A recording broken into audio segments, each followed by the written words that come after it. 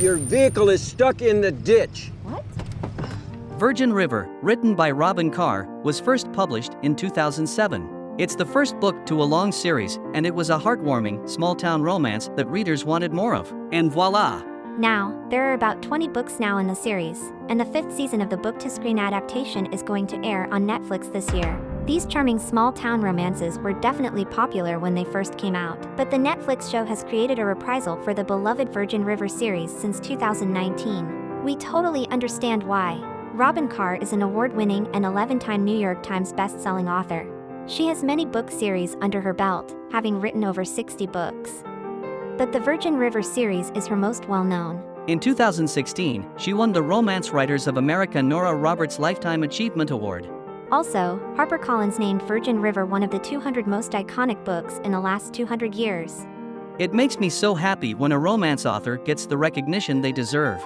Robyn Carr is definitely getting that this year. If you haven't ever read the books or seen the TV show, here's a quick rundown. You don't want to face the past, so you ran away from home. I came here so that I could help people. The first book, Virgin River, follows the story of Mel, a widowed nurse who's ready for a fresh start. In response to an ad in the paper from a small town looking for a midwife, she takes off. But Virgin River is a very small town, and it's got no more than 600 people. The ad didn't exactly tell the truth about all the amenities she would get to enjoy once she got there. Fans of both the books and the show love the funny incidents, the recovery from grief, and the spark of new love. Handsome, bartender Jack is the perfect romantic hero for our Mel. If you're a fan of romance, then I can assure you that you'll love this book series.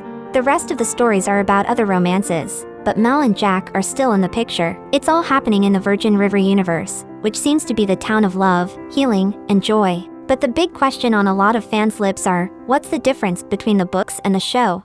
Knowing the differences books versus show can be helpful for you to know where to start. If you want to dive into the Virgin River world, then what did Netflix do that Robyn Carr did not and vice versa? Mel's backstory is a little bit different between the two. In the TV show, they tell the story that Mel is a widowed woman who lost her husband in a car accident. At the same time, she had a miscarriage and thus lost a baby. In the books, though, her husband, Mark, died in a shop robbery. He also died before they had the chance to start a family. So, it's not a major difference, but it is something to note. Mel and Jack are not the focus in all the books.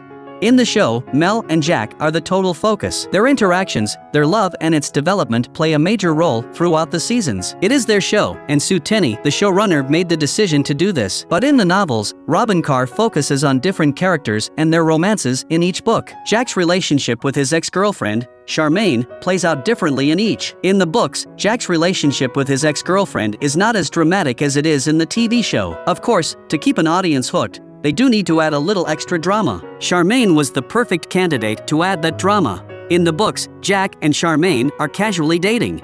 Then when Mel arrives in town, he realizes that he cares for Mel more. He breaks things off with Charmaine, and that is that. But in the show, it's definitely a lot more intense, and the show hints a bit more at a love triangle. After they break up, Charmaine gets pregnant, and viewers aren't sure if Jack is the father or not. In the books, though, he most definitely is not. Sensing the extra drama here? Things happen a lot quicker, and characters are introduced more quickly in the show. Of course, this only makes sense. A book series of 21 books has the time to meander along. It can introduce characters at leisure and add more development to everyone's romance. Resolve the issue using a non-invasive paternity test.